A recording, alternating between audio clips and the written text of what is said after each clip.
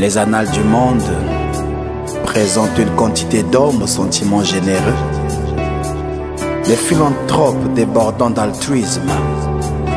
Si Jésus n'était rien d'autre qu'une de ces honorables personnes, il n'y aurait pas autant de polémiques autour de lui. Jésus est mon sujet d'adoration. Seigneur, je veux t'adorer dans ces instants précieux. Alléluia. Toujours à tes pieds, je demeure, toujours à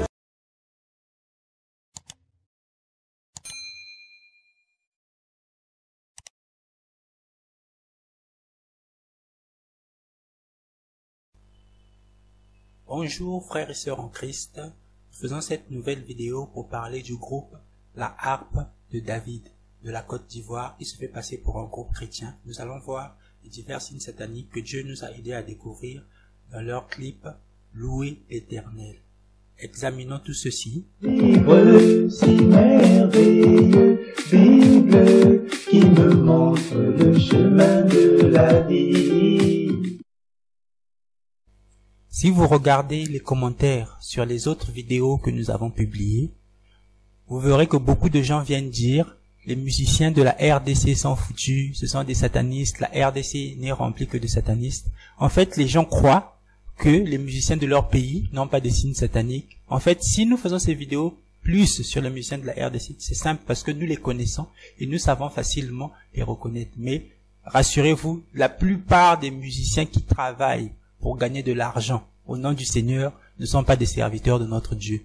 Notre Dieu nous avait dit une chose qui est claire, nous devons donner gratuitement parce que nous avons reçu gratuitement.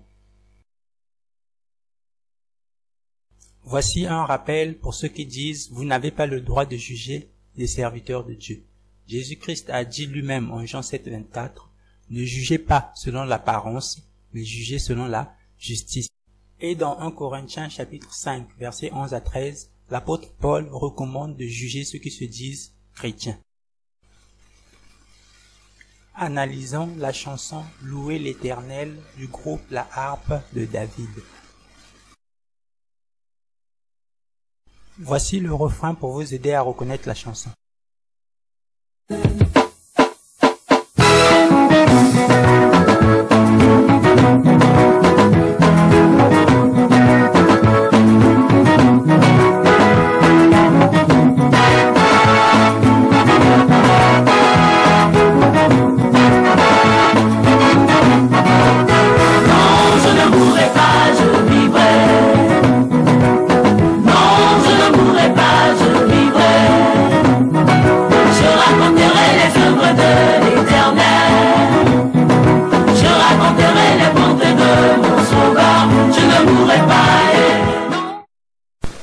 Partons maintenant au début de la chanson.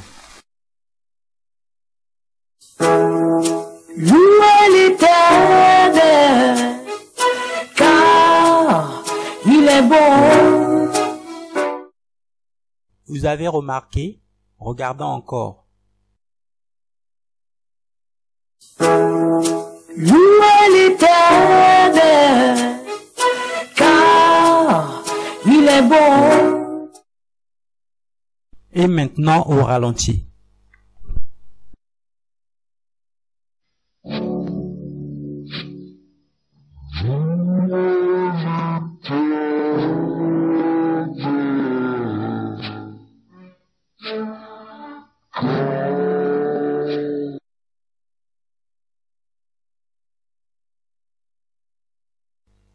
Vous pouvez très bien reconnaître ici vous-même le signe de la main cornue des satanistes chez cette chanteuse qui se dit être chrétienne.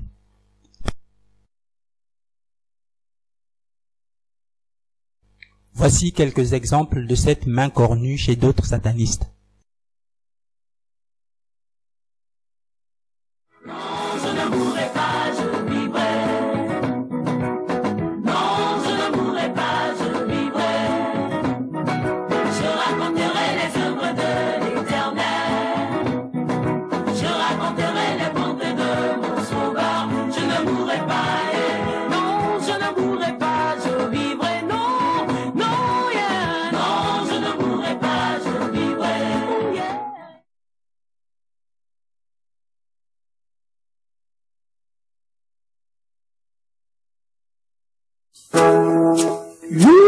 l'Éternel. Car Bref, continuons avec la vidéo.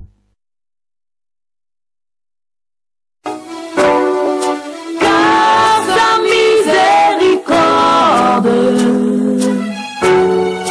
durera toujours.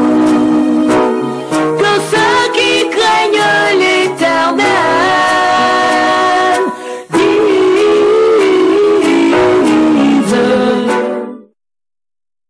Maintenant, regardez ceci. Quand je marche dans la vallée de l'ombre de la mort, je ne crains aucun mal. Quand je marche dans la vallée de l'ombre de la mort, je ne crains aucun mal. Quand je marche dans la vallée de l'ombre de la mort, je ne crains aucun mal.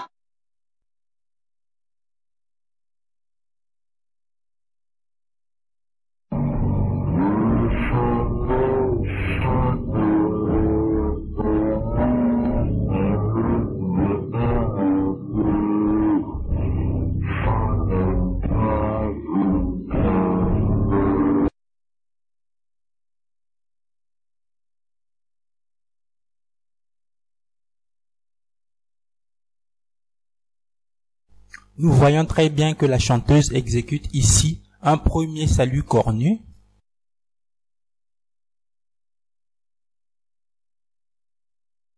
suivi par un deuxième salut cornu qui confirme que ce n'est pas par hasard.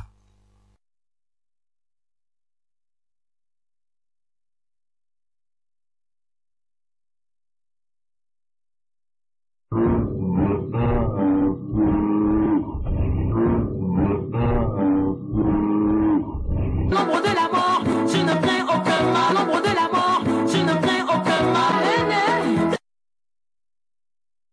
Pour ceux qui disent que ces signes ne veulent rien dire, je vous invite à lire Proverbes chapitre 6, versets 12 à 13. Il est écrit, « L'homme pervers, l'homme inique marche la fausseté dans la bouche. Il cligne des yeux, parle du pied, fait des signes avec ses doigts. » Dieu nous avait donc déjà averti dans le livre de Proverbes qu'il y aurait des hommes pervers qui viendraient faire des signes avec les doigts.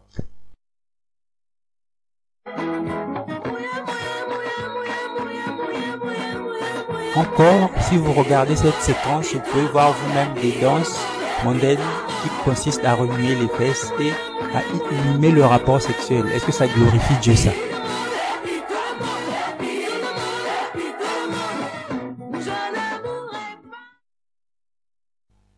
Et voici un clin d'œil à l'évangile de prospérité. Je ne mourrai pas, je vivrai, je réussirai, je prospérerai, je me marierai, je voyagerai, j'avancerai, je travaillerai, je ne mourrai pas, non. Jésus nous avait bien dit de chercher d'abord le royaume et la justice.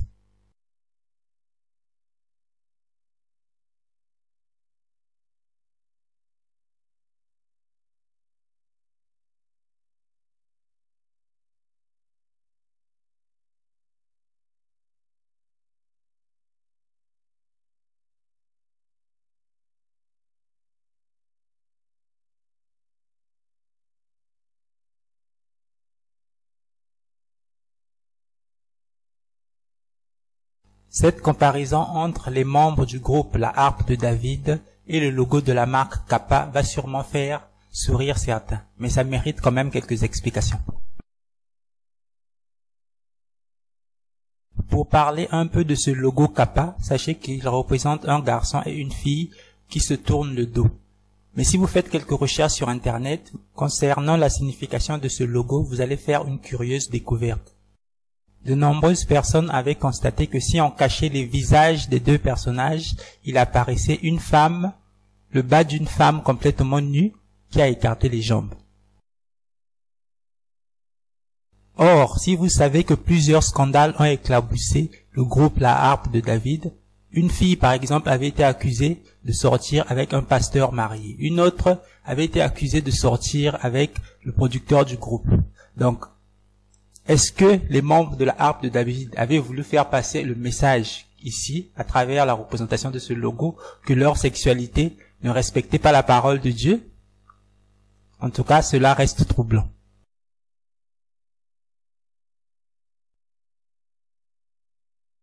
Sur cette page d'une interview de Léa, l'une des membres du groupe, elle se dit elle-même évangéliste. Vous pouvez comprendre déjà lorsque l'apôtre Paul avait interdit à la femme d'enseigner ou de prendre autorité sur l'homme. Vous pouvez vous-même comprendre ce que ça veut dire.